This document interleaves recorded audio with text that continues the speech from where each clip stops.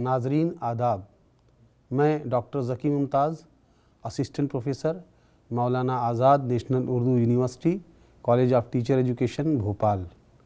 मैं आपके सामने हाजिर हुआ हूँ। आज हम बात करेंगे वैदिक एजुकेशन यानी कि वैदिक तालीम के बारे में। अज़ीज़ नाजरीन, आज हम इस वीडियो के ज़रिए तालीम से मुताल्लिक़ दर्जे ज़ेल बातों को सीखेंगे। वैदिक तालीम की तारीख़ी तरक्की और कदीम हिंदुस्तान में उसकी अहमियत, वैदिक तालीम के मकासिद, निसाब, दर्स व तदरीस के तरीक़े, मुअल्लिम, तलबा और उनके दरमियान ताल्लुक़, नज़्म और ज़ब्त और तालीमी इदारों की नोइयत, वैदिक तालीम की अहमियत, खुसूसियात और उसकी जदीद तालीमी निज़ाम से मुताबिकत का जायज़ा। इस वीडियो के इख्तिताम तक आप इस काबिल हो जाएंगे कि वैदिक तालीम की तारीख़ी तरक्की और कदीम हिंदुस्तान में उसकी अहमियत को समझ सकें, वैदिक दौर में तालीम के अहम ज़राए को पहचान सकें और बयान कर सकें। वैदिक तालीम के मकासिद, निसाब, तदरीसी तरीक़ों, मुअल्लिम और तलबा के दरमियान उनके किरदार, उनके नज़्म ज़ब्त और उनके बाहिमी ताल्लुक़ात की वजाहत कर सकें। वैदिक दौर के तालीमी इदारों की वजाहत कर सकें, वैदिक दौर की अहम खुसूसियात को बयान कर सकें, वैदिक तालीम के फ़वाइद और ख़ामियों का तनकीदी जायज़ा और तज़किया कर सकें और उनका मवाजना मौजूदा तालीमी निज़ाम के साथ कर सकें। तो सबसे पहले हम लोग बात करते हैं वैदिक तालीम के बारे में, वैदिक तालीम का तारुफ़। तो जैसा कि आप नाम से ही इसको समझ रहे होंगे, वैदिक तालीम वो तालीम जिसका ताल्लुक़ वेदों से हो। तो वैदिक तालीम जो है वो वेदों से ही निकली है या इसका ताल्लुक़ वेदों से ही है, क्योंकि जो वैदिक तालीम है वो पूरी तरह से वेदों पर मबनी होती थी और इसे दुनिया की आप सबसे कह सकते हैं कि कदीम जो रस्मी तालीमी निज़ाम है उनमें से एक समझा जाता है। वेदों का मतलब ही है जानना। वेदों का लफ्ज़ी मायने ये है कि हम जान सकें। तो वैदिक दौर को अगर हम देखें तो तकरीबन 1500 कब्ल मसीह से 500 कब्ल मसीह तक माना जाता है। वैदिक दौर को दो हिस्सों में तकसीम किया गया है। पहला हिस्सा है उसका इब्तिदाई वैदिक दौर, जिसको हम 1500 ईसा कब्ल से 1000 ईसा कब्ल तक मानते हैं, और दूसरा है बाद का दौर, जिसको हम 1000 कब्ल मसीह से 600 कब्ल मसीह तक मानते हैं। वैदिक दौर के तालीम के ज़राए की बात करें तो source of education in the वैदिक पीरियड, तो वैदिक दौर के तालीम के ज़राए हमको वेदों के जो अदब हैं उनमें हमें दिखाई देता है। यानी कि जो हिंदुस्तानी सकाफ़त है, तालीम है, फ़लसफ़ा और फ़िक्र के माखज़ का कोई भी मुताल्ला वैदिक अदब से मुनासिब वाक़फ़ियत और समझ के बग़ैर मुकम्मल नहीं हो सकता है। वैदिक दौर की तालीम 4 वेदों, 4 उपवेद, 108 उपनिषद, भगवद गीता, 6 वेदांग, 4 ब्राह्मण, फ़लसफ़े के 6 निज़ाम, न्याय फ़लसफ़ा, वैशेषिक फ़लसफ़ा, सांख्य फ़लसफ़ा, योगा फ़लसफ़ा, मीमांसा फ़लसफ़ा और वेदांता फ़लसफ़ा, और 3 स्मृतियाँ जिसे हम मनु स्मृति, याज्ञवल्क्य स्मृति और हरिता स्मृति के नाम से जानते हैं। वैदिक एजुकेशन की हम बात करते हैं तो वैदिक दौर की तालीम के बारे में ये मुख्तलिफ़ मैंने उनके ज़राए बताए हैं, इनसे पता चलता है कि उस दौर में किस तरह की तालीम दी जाती थी। वैदिक दौर की तालीम के हम मफ़हूम की बात करें तो वैदिक तालीम उस तालीमी निज़ाम को कहा जा सकता है जो कदीम हिंदुस्तान में वेदों की तालीमात पर मबनी थी। ये निज़ाम सिर्फ़ इल्म मुंतकिल करने का ही नहीं था, बल्कि फ़र्द के किरदार को संवारने और उन्हें एक सही ज़िंदगी गुजारने के लिए तैयार करने का था, जो धर्म, अर्थ, काम और मोक्ष के उसूलों के साथ हम आहंग हो। इस तालीम का बुनियादी मकसद वैदिक मतों का इल्म, अखलाकी इक़दार और ज़िंदगी को बेहतर सिखाना था। तो हम देखते हैं कि जो वैदिक तालीम है, तो वैदिक तालीम के जो मायने हैं वो उस तरह के तालीमी निज़ाम से हैं तो हिंदुस्तान में वेदों की तालीम दे और साथ साथ तलबा के अंदर इस तरह के इल्म को मुंतकिल करे कि वो ना सिर्फ अपने इल्म को हासिल कर सके बल्कि अपनी ज़िंदगी को अच्छी तरीके से गुजार सके। और बहुत सारी ऐसी चीज़ें वेदों में बताई गई हैं जिसको वो अपने किरदार को बनाने में, किरदार को संवारने में अपना सके। तो वेदों के दौर की तालीम का मकसद सिर्फ इल्म देना ही नहीं था बल्कि धर्म, अर्थ, काम और मोक्ष इन सभी उसूलों को सिखाना भी था। यही उस वक्त की तालीम का बुनियादी मकसद होता था। अब हम लोग आइए बात करते हैं वैदिक तालीम के मकासिद के बारे में। जैसे हमने देखा है कि हर एक दौर का जो है वो तालीमी मकासिद रहा है कुछ ना कुछ। अगर हम वैदिक दौर के तालीम की बात करें तो वैदिक दौर की तालीम का जो मकसद था वो उस वक्त निजात हासिल करना, मोक्ष को हासिल करना या मजहबी तालीम को देना। इसी तरह से वक्त के साथ साथ जो है वो तालीम के मकासिद भी बदलते गए। आज की तालीम में साइंस और टेक्नोलॉजी पर ज़्यादा ज़ोर दिया जाता है, मादियत पर ज़्यादा ज़ोर दिया जाता है। तो हर एक वक्त में, हर एक अदवार में तालीम के अलग अलग मकासिद रहे हैं। तो हम लोग बात करते हैं वैदिक तालीम के क्या मकासिद थे। तो वैदिक तालीम के मकासिद जो है बहुत जामे थे और हमहागीर थे। इसमें से कुछ अहम मकासिद जो है जिनकी हम लोग बात करते हैं वो दर्जे झेल हैं या सामने हैं आपके, कि निजात या मोक्ष को हासिल करना। यानी कि वैदिक दौर की तालीम का सबसे अहम मकसद था मोक्ष की हुसूल याबी। ये इंसानी ज़िंदगी का हतमी मकसद माना जाता था। अगर हम मुख्तलिफ़ तालीम के अदवार की बात करें तो हर एक दौर में, चाहे हम वैदिक तालीम की बात करें तो उस वक्त मोक्ष हासिल करना था। बुद्ध दौर के तालीम की बात करें तो निर्वाण की प्राप्ति थी, और इस्लामिक दौर के तालीम की बात करें तो निजात हासिल करना था। तो हर एक दौर की तालीम में जो है वो निजात या मोक्ष या निर्वाण की हुसूलियाबी इंसानी ज़िंदगी का हतमी मकसद रहा है। और निजात का मकसद या मोक्ष का मकसद सिर्फ यही नहीं है कि इंसान जो है अपनी ज़िंदगी के बाद, मृत्यु के बाद मोक्ष को हासिल कर सकता है, बल्कि ज़िंदगी में रहते हुए भी वो तमाम अगर ख्वाहिशात से पाक हो जाता है तो वो मोक्ष को हासिल कर सकता है। यानी कि उसकी ज़िंदगी जो है वो इस तरह की है कि उसकी ज़िंदगी में कोई भी ख्वाहिश नहीं है, वो उसके पास जो भी है वो उससे पूरी तरह से मुतमईन है। हम ये कह सकते हैं कि वो इस मकसद को है वो हासिल कर सकता है।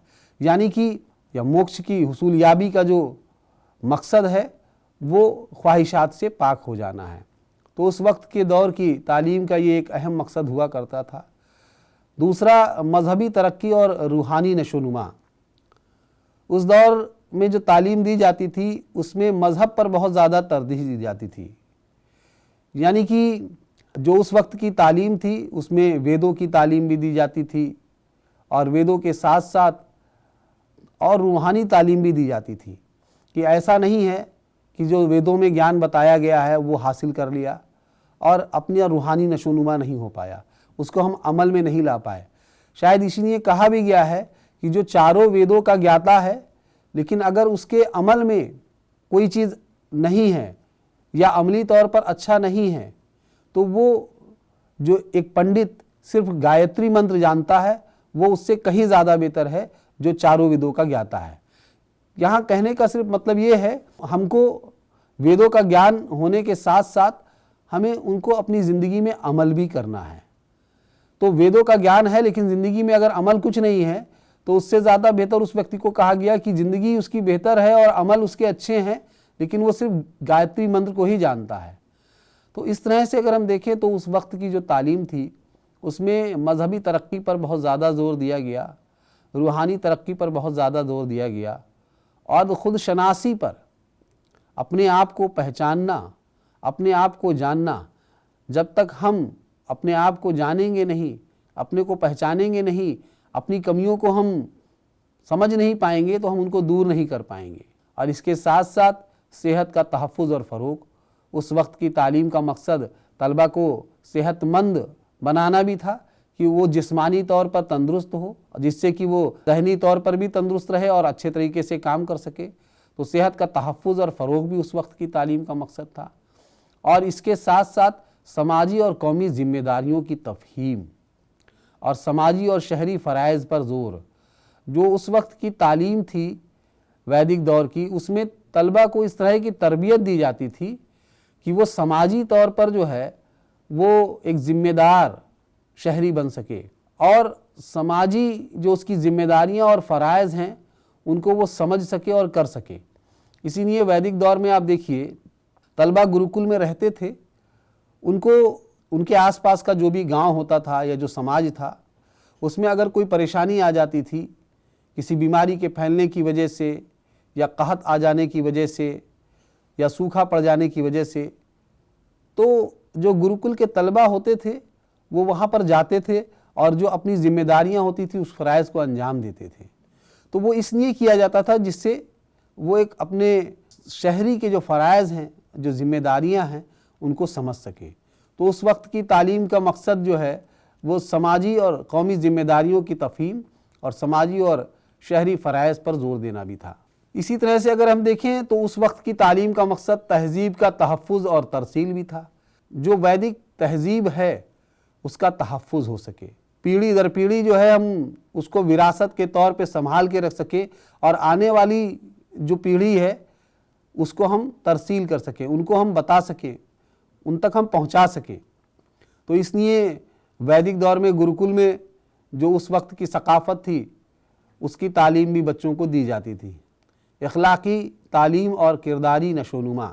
उस वक्त की तालीम में किरदार साजी पर बहुत ज़्यादा ज़ोर दिया जाता था, तलबा के इखलाकी नशोनुमा पर बहुत ज़्यादा ज़ोर दिया जाता था और इसीलिए उसको गुरुकुल में रह करके, गुरु के साथ में रह करके वो तमाम इखलाकी बातों को सीखता था और अपने किरदार की तश्कील करता था इस तरह से कि वो समाज का एक अच्छा शहरी बन सके। इसके साथ साथ उस वक्त की तालीम का मकसद पेशे वाराना महारतों की तालीम भी था। यानी कि ऐसा नहीं है कि उस वक्त में जो तालीम दी जाती थी सिर्फ मजहबी तालीम दी जाती थी, उसके साथ साथ दुनियावी तालीम भी दी जाती थी और मुख्तलिफ़ पेशों की तालीम भी दी जाती थी जिससे कि वो अपनी ज़िंदगी गुजार सकें आगे किसी पेशे में जा कर के, और इसकी बात हम लोग आगे करेंगे भी। इसके साथ साथ खुद पर काबू और खुद इंज़िबात, सेल्फ़ डिसिप्लिन, सेल्फ़ कंट्रोल उस वक्त का अहम मकसद था। रूहानी तरक्की कि तलबा जिस्मानी के साथ साथ रूहानी तरक्की भी कर सकें। फ़िक्री तरक्की और अमली तालीम, यानी कि उसके अंदर एक फ़िक्र हो, सोच समझ हो, तनकीदी सोच हो और साथ साथ जितनी तालीम ले रहा है उसको अमल में ला सके। तो ये उस वक्त की तालीम के अहम मकसद हुआ करते थे। इसके बाद हम लोग बात करते हैं कि वैदिक तालीम का निसाब। जिस दौर में वैदिक तालीम आई या चल रही थी उस वक्त क्या पढ़ाया जाता था गुरुकुल्स में। तो सबसे पहले हम देखें तो वैदिक दौर की तालीम की बात करें तो उस वक्त की तालीम जो है वो दो दर्जों में या दो हिस्सों में तकसीम थी या मुश्तमिल थी। एक इब्तिदाई तालीम और दूसरा आला तालीम। इब्तिदाई तालीम जो थी उसका निसाब था कि जो वैदिक ज़माने में इब्तिदाई सतह के निसाब में ज़बान सिखाई जाती थी, कवायद सिखाई जाती थी, एदाद व शुमार की उमूमी इल्म सिखाया जाता था, समाजी बर्ताव और मजहबी कहानियाँ आप कह सकते हैं उनको भी शामिल किया गया था निसाब में। यानी कि जो तलबा थे जो इब्तिदाई तालीम हासिल करते थे उनको जो ज़बान और कवायद है उसको सिखाने के साथ साथ एदाद व शुमार सिखाने के साथ साथ समाजी बर्ताव भी सिखाए जाते थे। मजहबी कहानियों के ज़रिए उनके किरदार को, उनके अंदर इक़दार को पैदा किया जाता था। और उसके बाद आला तालीम का भी निसाब था और आला तालीम के निसाब को दो हिस्सों में बांटा गया था, अपरा विद्या और परा विद्या। अपरा विद्या में मादी निसाब था और परा विद्या में रूहानी निसाब था। इसमें बहुत सारी चीज़ें दी हुई हैं सामने आपके जो उस वक्त निसाब में शामिल थी, जैसे फ़लसफ़ा। वैदिक तालीम में वेदांत, वेदों के फ़लसफ़े की बात की जाती थी और पढ़ाया जाता था। उपनिषद पढ़ाए जाते थे और इनका मुताल्ला कराने के साथ साथ तलबा को और ऐसी चीज़ें सिखाई जाती थी जिससे उनकी रूह और जिस्मानी नशोनुमा हो सके, जिससे उनकी रूह का नशोनुमा हो सके और वो अपना ताल्लुक़ खुदा के साथ जोड़ सकें।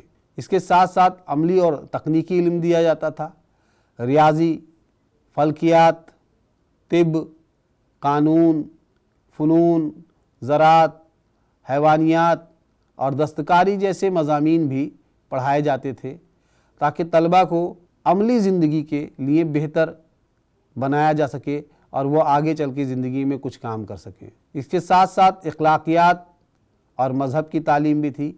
तलबा को अखलाकी उसूल सिखाए जाते थे, इक़दार और उनकी ज़िंदगी में उनके आप कह सकते हैं कि जो इनफरादी जो ज़रूरतें हैं वो कैसे पूरी कर सकते हैं। तो तलबा को अखलाकी उसूल सिखाना, उनके अंदर इक़दार को पैदा करना जिससे वो ज़िंदगी को अच्छे से गुजार सकें, इस तरह की तालीम दी जाती थी। अगर हम निसाब की बात करें तो निसाब में वेद भी शामिल थे। जैसा कि हम जानते हैं कि 4 वेद हैं, ऋग्वेद, यजुर्वेद, सामवेद और अथर्ववेद। इन सब में सबसे कदीम ऋग्वेद को माना जाता है।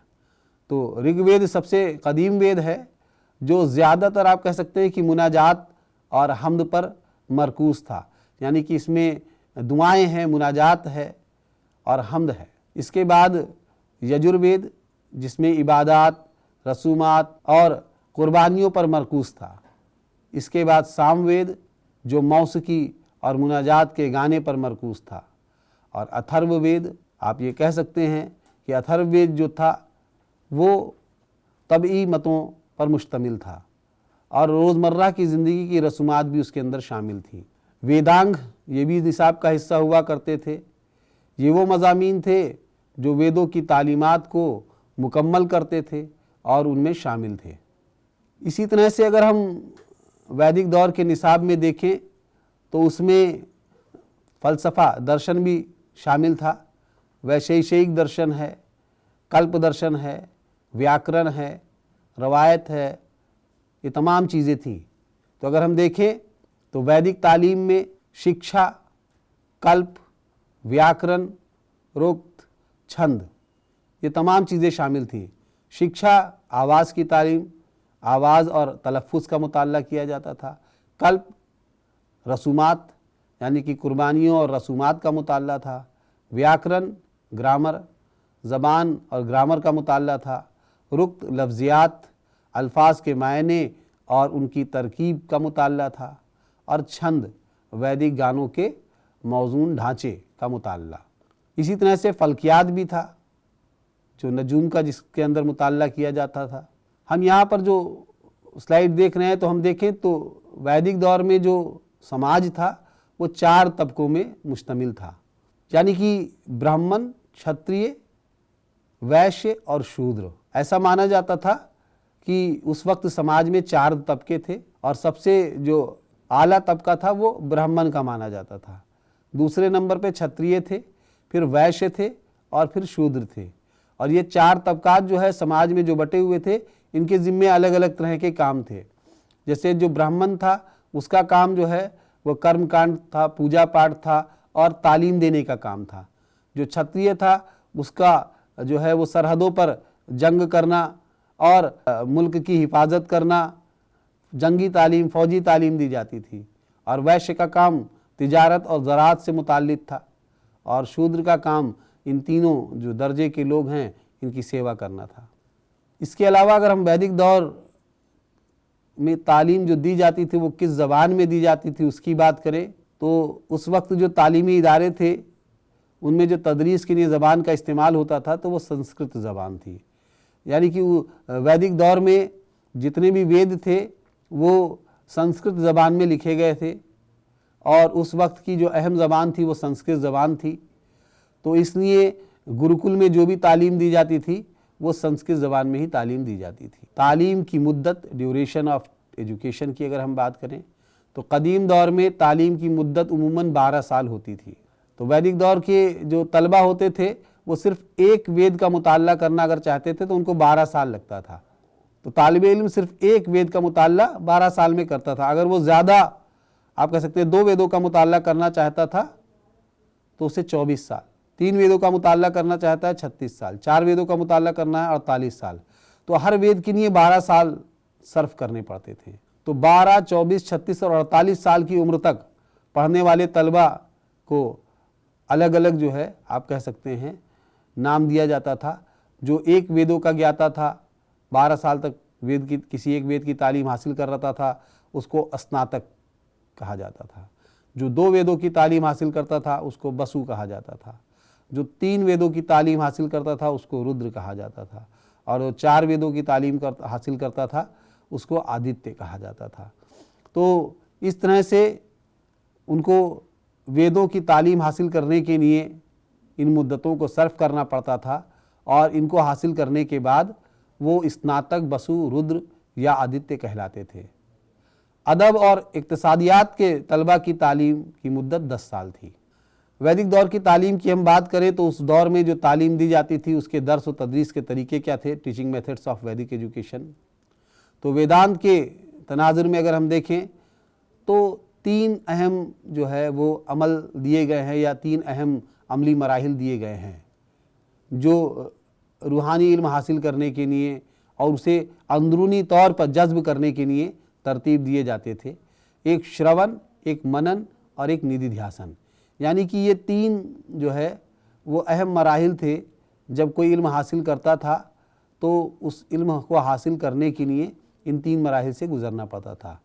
ये अमल इंसान को फ़िक्री समझ से लेकर के हतमी हकीकत तक का गहरा इदराक हासिल करने के लिए मदद करते थे। तो 3 ये तरीके बताए गए, जिनमें सबसे पहले श्रवण की बात करते हैं कि श्रवण का क्या मतलब है। श्रवण का मतलब होता है सुनना। यानी कि कोई भी चीज़, कोई भी इल्म जब हासिल करते हैं तो हम सबसे पहले सुन करके हासिल करते हैं। तो श्रवण एक तरीका है तदरीस का या इक्तिसाब का, जिसमें हम कोई भी इल्म सुन करके हासिल करते हैं। तो इसका मकसद क्या था कि श्रवण का मकसद जो था वो शास्त्र, जो भी शास्त्र थे, उपनिषद थे, भगवत गीता थे, वेद थे, इनकी तालीमात और उस्ताद की दी हुई हिकमात को सुनना। इस सुनने को मुकम्मल तवज्जो और खुले जहन के साथ किया जाता था। कोई चीज़ हम सुन रहे हैं तो बहुत तवज्जो के साथ सुनना है। श्रवण के दौरान इंसान हकीकत, खुदा और कायनात की नोइयत के बारे में तालीमात को जज्ब करता था। इसमें खुतबे सुनना, शास्त्रों का मुताल्ला करना और बुज़ुर्गों की, ऋषियों की, मुनियों की और आचार्यों की, असातिज़ा के ज़रिए दी जाने वाले जो भी तसव्वुरात थे उनको समझना शामिल होता था। यानी कि पहला काम हमारा सुनने का ही है। दूसरा मनन। मनन का मतलब होता है गौर और फिक्र या मुराकबा करना।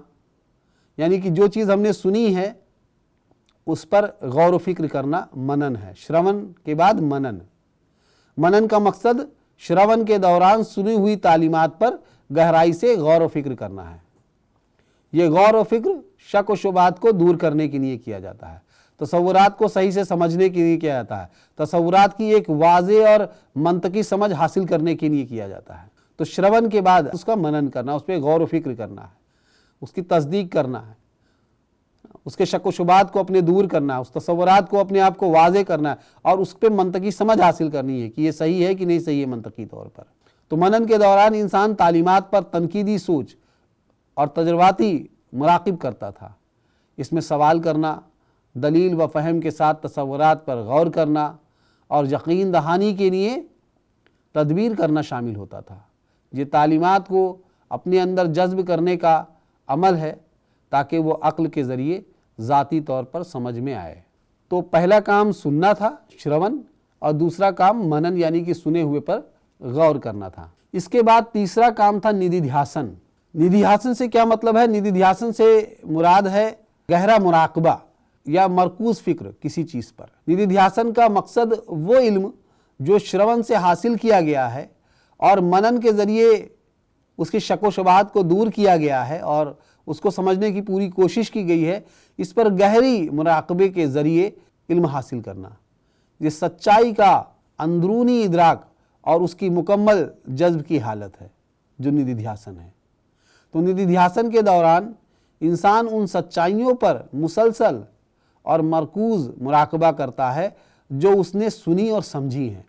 श्रवण सुनना, मनन समझना और निधिध्यासन का मतलब उस पर गहराई के साथ मुसलसल मुराकबा करना। जो चीज़ें उसने सुनी हैं, जो चीज़ें उसने समझी हैं, इस मरहले में हकीकत की गैर दोहरी नोयत और ख़ुद का ब्राह्मण से इत्तेहाद पर मुसलसल गौर किया जाता है।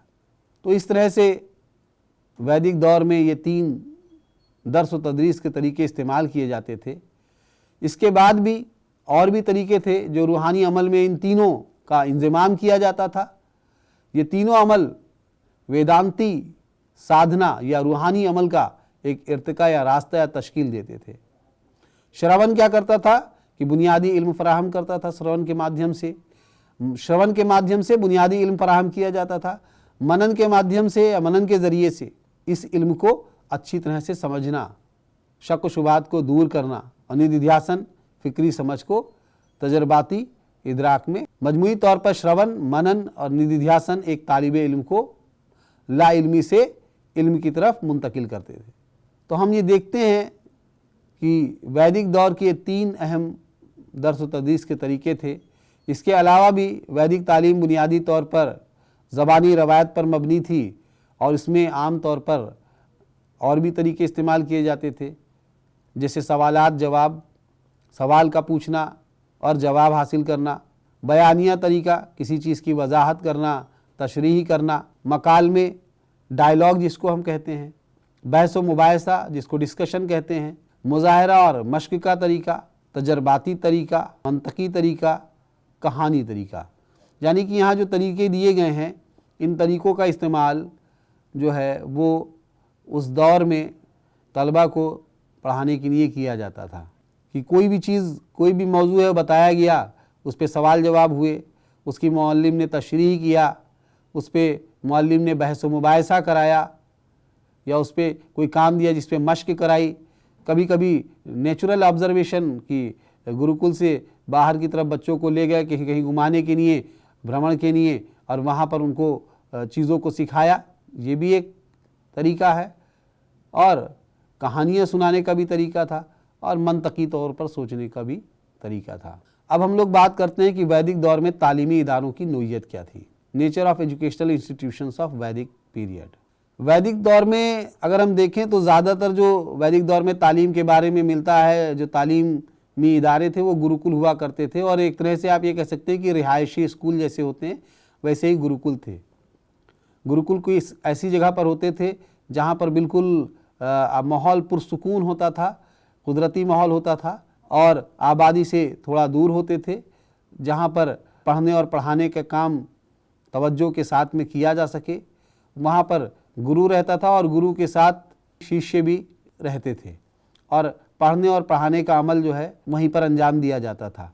और जो भी तलबा वहाँ पर दाखिला लेते थे उनको वहाँ पर रिहाइश करनी होती थी और गुरुकुल में वो रिहाइश करते हुए ही अपने तालीम को जारी रखते थे। इसके अलावा भी कई हमें निज़ाम मिलते हैं जहाँ पर तालीमी इदारे थे जिस तरह के, और वहाँ पर तालीम दी जाती थी, जैसे आश्रम था, सम्मेलन है, चरण, घटक और ब्राह्मण महाविद्यालय हुआ करते थे, परिषद था, विशिष्ट महाविद्यालय या विशिष्ट विद्यालय हुआ करते थे, और विद्या भवन भी था, विद्यापीठ थी, और आप कह सकते हैं विश्वविद्यालय भी उस वक्त हुआ करते थे, जिनकी हम आगे बात करेंगे। अब हम लोग बात करते हैं structure and organisation of education, तालीम का ढांचा और तंजीम।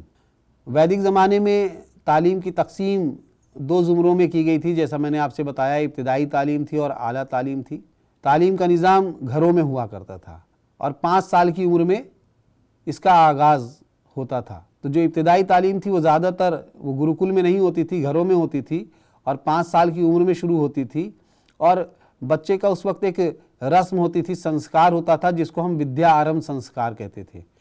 कभी कभी इसको अक्षण स्वीकारम संस्कार भी कहा जाता है। तो ये रस्म के साथ में बच्चे की इब्तिदाई तालीम की शुरुआत होती थी। इसमें जिस बच्चे की तालीम की शुरुआत होती थी तो पंडित या पुरोहित जो है उनको बुलाया जाता था, बच्चे को जो है नए कपड़े पहनाए जाते थे और जो है खाने पीने के भी इंतज़ाम होता था। उसके साथ साथ जो पंडित या पुरोहित बच्चे को पढ़ाने की शुरुआत करने के लिए इस रस्म के आते थे, वो एक कपड़ा बिछा करके या किसी बर्तन में चावल को रखा जाता था और उस पर बच्चे का हाथ पकड़ करके अक्षर बनवाते थे और कुछ मंत्र भी पढ़ते थे उस रस्म के लिए।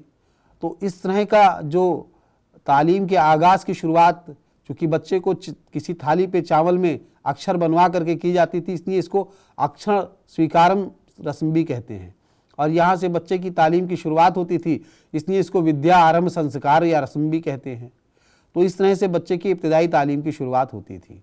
और आला तालीम जो है वो ज़्यादातर गुरुकुल में दी जाती थी। तो आला तालीम का इंतज़ाम गुरुकुल में होता था। ये 8 साल से 12 साल की उम्र के बच्चे का इसमें दाखिला होता था। और जब गुरुकुल में दाखिला होता था तो वहाँ पर भी एक रस्म होती थी जिसको उपनयन संस्कार कहा जाता था। गुरुकुल में 2 तरह की रस्में होती थी जो आपके सामने दी भी हुई हैं। एक उपनयन की रस्म होती थी और दूसरी समावर्तन की रस्म होती थी। उपनयन की रस्म जो होती थी वो गुरुकुल में जब बच्चा दाखिला ले लेता था, उसकी तालीम की शुरुआत होती थी, तो उस वक्त होती थी। और जो गुरु होता था वो इस रस्म को करता था और बच्चे को ये हुक्म देता था, आदेश देता था कि उसको गुरुकुल में रह करके किस तरह की ज़िंदगी गुजारनी है, किन हुक्मों को मानना है। और समावर्तन की जो रस्म होती थी ये उस बच्चे की तालीम मुकम्मल होने के बाद में, जैसे आजकल हम यूनिवर्सिटीज़ में देखते हैं कि कॉन्वोकेशंस होता है, जब बच्चा तालीम पूरी हासिल कर लेता है यूनिवर्सिटी में तो कॉन्वोकेशन का एक प्रोग्राम होता है जिसमें उसको डिग्री दी जाती है और साथ साथ उसको किताब भी किया जाता है कि वो समाज में जाकर आगे क्या करेगा। इसी तरह से वैदिक दौर में भी जब तालीम मुकम्मल हो जाती थी बच्चे की तो उस वक्त समावर्तन की रस्म होती थी और इसको अलविदाइया हिदायत भी कह सकते हैं, अलविदाइया प्रोग्राम होता था। और उस वक्त क्या कहते थे कि गुरुकुल होते थे वो उपदेश देते थे, वो हिदायत देते थे कि अब आप यहाँ से जा रहे हैं गुरुकुल से, अब समाज में आप जा करके आपके ऊपर क्या जिम्मेदारियाँ हो गई हैं और आपको किन कामों को करना होगा। और जब समावर्तन की रस्म होती थी तो उस वक्त बच्चे को जिन चीज़ों को मना किया गया था कि आप जो है गुरुकुल में रहेंगे तो सादा ज़िंदगी गुजारेंगे, आप बहुत चमक दमक वाले कपड़े नहीं पहनेंगे, किसी तरह का जो है खाने पीने में जो है वो बहुत सादा खाना खाएंगे, समय से खाएंगे, वक्त की पाबंदी करेंगे। तो इन तमाम चीज़ों की जो हिदायत दी जाती थी और समावर्तन की रस्म में उसको अलविदाइया हिदायत दी जाती थी कि वो समाज में जाएगा तो क्या करेगा। तो आप देखिए कि गुरुकुल की व्यवस्था इतनी अच्छी, आप कह सकते हैं इतनी बेहतरीन इंतज़ाम था कि उसमें जब बच्चा दाखिल होता था तो उपनयन संस्कार के ज़रिए बता दिया जाता था कि आपको गुरुकुल में किस तरह की ज़िंदगी गुजारनी है। और जब वो गुरुकुल से बाहर निकलता था तालीम मुकम्मल होने के बाद में तो समावर्तन रस्म के ज़रिए भी उसको ये बता दिया जाता था कि आप जब यहाँ से जाएंगे तो आपकी समाज में क्या जिम्मेदारी है और समाज में क्या करना है। तो इस तरह की खूबसूरती जो है वो हमें गुरुकुल के निज़ाम में उस वैदिक दौर में दिखाई देती थी। इसके साथ साथ वैदिक दौर में जो मुअल्लिम होता था उसको गुरु कहा जाता था, आचार्य कहा जाता था और उनकी भी कुछ जिम्मेदारियां होती थी और उनके ऊपर भी कुछ जिम्मेदारियां इस तरह थी कि वो किस तरह से बच्चों को तालीम देंगे। जैसे आप देखते हैं यहाँ पर 3 सामने देख रहे हैं 3 चीज़ें दी हुई हैं। वैदिक तालीम में तलबा और गुरु शिष्य उस्ताद और तालिब इल्म का रिश्ता और वैदिक तालीम में नज़्म व ज़ब्त। यहाँ पर जो हम बात कर रहे हैं 4 चीज़ों की बात करने जा रहे हैं। पहली चीज़ कि वैदिक दौर में जो मुअल्लिम होता था तो वो किस तरह का होता था, दूसरा तलबा किस तरह का होता था और उनके आपसी रिश्ते किस तरह से थे, और चौथा नज़्म व ज़ब्त। तो वैदिक दौर में जो गुरु होता था एक पिता के आप कह सकते हैं मुवाफिक होता था कि जैसे एक पिता हर एक चीज़ का इंतज़ाम करता है तो गुरु भी जो है वो हर एक चीज़ का इंतज़ाम करता था कि जो उस गुरुकुल में रहने वाले बच्चे हैं वो खाना किस तरह से खाएंगे, उनके खाने का इंतज़ाम, उनके कपड़े का इंतज़ाम, उनके रहने का इंतज़ाम, उनकी पढ़ाई का इंतज़ाम, अगर वो बीमार भी हो जाते हैं तो उनके लिए दवा का इंतज़ाम या उनकी खिदमत, ये तमाम जिम्मेदारियां जैसे एक पिता की जिम्मेदारी होती है वो गुरुकुल में अपने जो शिष्य होते थे, तलबा होते थे, उनके लिए वो पूरी करता था। इसी तरह से जो तलबा होते थे, तलबा भी गुरु को अपने पिता के तुल्य मानते हुए तमाम तरह के कामों को गुरुकुल में अंजाम देते थे।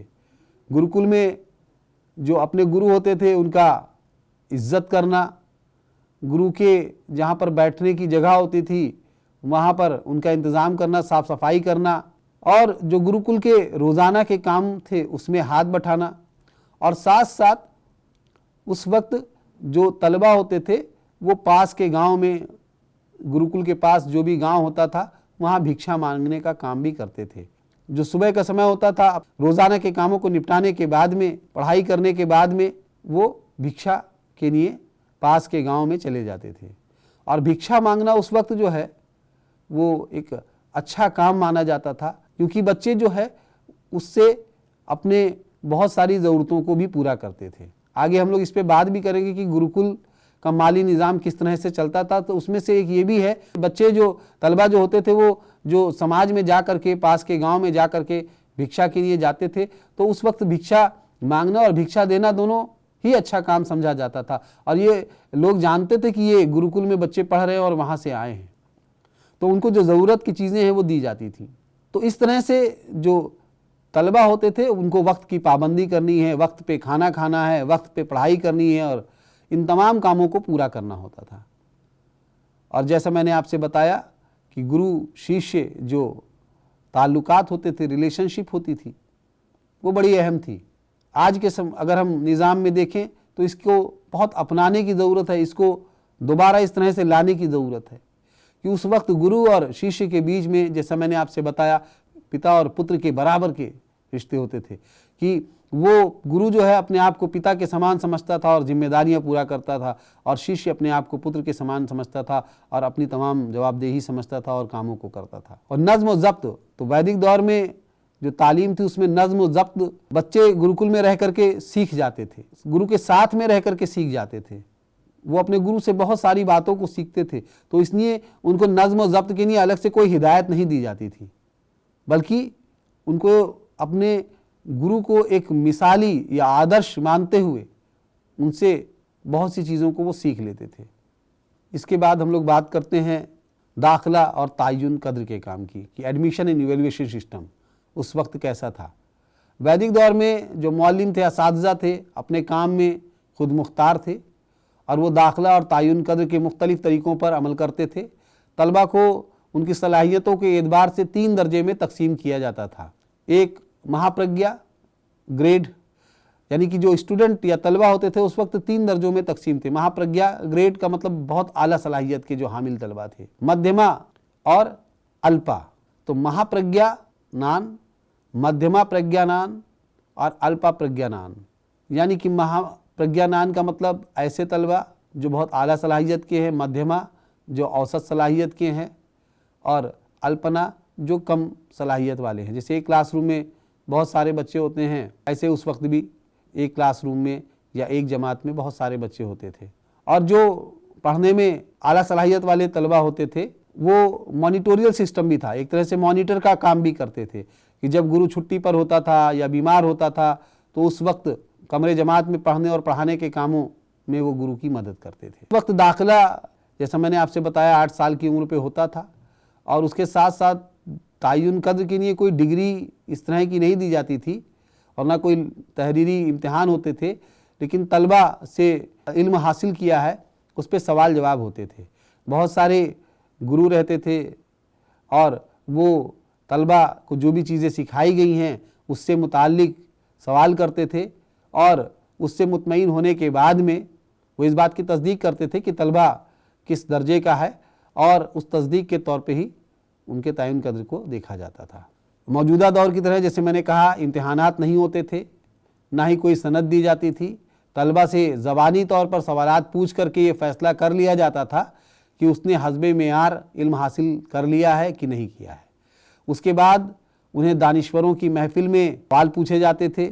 सवालात के जवाब देने के बाद इस बात को तय किया जाता था कि कितने सवाल के जवाब सही दिए हैं उन्होंने, और मुतमईन होने के बाद में तलबा को कामयाब करार दे दिया जाता था। वैदिक दौर के कुछ अहम तालीमी मराकिज़ भी हैं, important educational centres of the वैदिक पीरियड, जिसमें तक्षशिला है। तक्षशिला मौजूदा पाकिस्तान के पंजाब इलाके में वाक़ था। ये गांधार रियासत का दारुल हुकूमत था और इसे इल्म व अदब का मराकिज़ समझा जाता था। कहा जाता है कि ये शहर गांधार के बादशाह भारत के अपने बेटे तक्ष के नाम पर आबाद किया गया था। तो ये शहर संस्कृत ज़बान, अदब, ग्रामर, चारों वेदों, मज़हब और फ़लसफ़े, अजीम उलमा का मराकिज़ था। यहाँ के कुछ उलमा तिब के मैदान में भी माहिर थे। ये शहर 7वीं सदी कब्ल मसीह तक वैदिक और ब्राह्मणिक तालीम का अहम मरकज़ था। यहाँ पर वेदों की, फ़लसफ़े, तिब, रियाजी और अदब की तालीम दी जाती थी। तक्षशिला में मशहूर असातिज़ा जैसे नारदा, वशिष्ठ और विश्वामित्र ने तालीम दी। ये जगह ब्राह्मणिक तालीम और वैदिक अदब का अहम मराकिज़ था। मिथिला रियासत का दारुल हुकूमत था जो वस्ता हिंदुस्तान में वाक़ था। मिथिला रियासत जो मौजूदा हिंदुस्तान के बिहार इलाके में वाक़ है, वैदिक दौर में एक अहम तालीमी मराकिज़ था। यहाँ पर मज़हब, फ़लसफ़ा और वेदों की तालीम दी जाती थी। यहाँ मज़हब और फ़लसफ़े के उलमा की कॉन्फ्रेंस मुनक्किद होती थी, मगर उपनिषदिक दौर में ये वैदिक तालीम का मरकज़ बन गया। पाटलिपुत्र जो आजकल पटना के नाम से जाना जाता है, वैदिक दौर के बाद एक बड़ा तालीमी मरकज़ बन गया था। ये मगध सल्तनत का दारुल हुकूमत था और यहाँ मुख्तलिफ़ उलूम के तालीम दी जाती थी। यहाँ पर फ़लसफ़े, सियासत, समाजियात, अदब और दूसरे उलूम की तालीम दी जाती थी। पाटलिपुत्र में बहुत से मशहूर असातिज़ा और दानिश्वर मौजूद थे। काशी जो आजकल वाराणसी के नाम से जानी जाती है, वैदिक दौर में एक अहम तालीमी और मजहबी मरकज़ था। यहाँ पर वेदों, उपनिषदों और फ़लसफ़े की तालीम दी जाती थी। काशी में हिंदू मज़हब का बहुत बड़ा असर था और यहाँ के असातिज़ा ने हिंदुस्तानी सकाफ़त और फ़लसफ़े को बड़ी हद तक तरक्की दी। प्रयाग, जिसको हम प्रयागराज भी कहते हैं, ये भी एक अहम तालीमी मरकज़ था जहाँ वेदों, मज़हब और फ़लसफ़े की तालीम दी जाती थी। यहाँ पर बहुत से दानिश्वर गुज़रे हैं जो तालीम देते थे। मज़हबी तालीम और इखलाकी इक़्ज़ार पर ज़ोर दिया जाता था। उज्जैन जो मौजूदा मध्य प्रदेश में वाक़ है, वैदिक दौर का एक अहम तालीमी मरकज़ था। यहाँ पर तालीम का मकसद मज़हब, इखलाकी और समाजी ज़िम्मेदारियों को बेहतर बनाना था। उज्जैन में बहुत से मशहूर असातिज़ा ने तालीम दी और यहाँ के तालीमी इदारे बड़े मेयारी थे। नासिक मौजूदा दौर में महाराष्ट्र में वाक़ है। ये भी वैदिक दौर में अहम तालीमी मराकिज़ था। यहाँ पर मज़हब, फ़लसफ़ा और इखलाक की तालीम दी जाती थी और ये जगह ऋषियों और संतों के लिए मशहूर थी।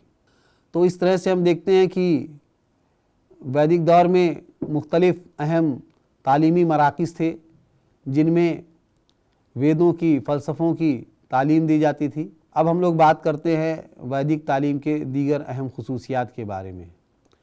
तो सबसे पहले तालीम का इंतज़ाम, इंसराम और मालियत, जिसको मैं आपसे बात कर रहा था कि तालीम का इंतज़ाम, इंसराम और मालियत की किस तरह से किया जाता था। तालीम एक, आप ये कह सकते हैं कि तालीम का इंतज़ाम या बंदोबस्त करना रियासत की ज़िम्मेदारी में शामिल नहीं था। तालीम रियासत के इख्तियार से आज़ाद थी। उस वक्त जो गुरुकुल हुआ करते थे उन पर जो उस वक्त का वहाँ का बादशाह होता था या जिसकी भी हुकूमत होती थी, उसकी ज़िम्मेदारी नहीं थी कि वो वहाँ का इंतज़ाम करेगा या वहाँ का बंदोबस्त करेगा, और ना ही उसका कोई दखल था, उसका कोई इख्तियार था कि वो गुरुकुल में किसी तरह के अपने कानून को अपने नाफिज करे या अपनी हुकूमत के हिसाब से तालीमी इदारों को चलाए। तो उस वक्त के जो तालीमी इदारे, जो गुरुकुल हुआ करते थे, वो माली तौर पर अपना इंतज़ाम खुद करते थे और अपना इंसराम भी खुद देखते थे। और माली तौर पे इंतज़ाम के लिए कई तरह से देखा जाता था। दौलतमंद लोग होते थे, वो गुरुकुल को अपनी ज़मीन, अनाज या मवेशी, इस तरह की चीज़ों को दान के तौर पर दे देते थे। इसी तरह से जो तालिबे इल्म अपनी तालीम हासिल करने के बाद निकलते थे, वो भी गुरु दक्षिणा के तौर पे गुरुकुल को अगर कुछ देना चाहते थे तो दे देते थे अपने गुरु को।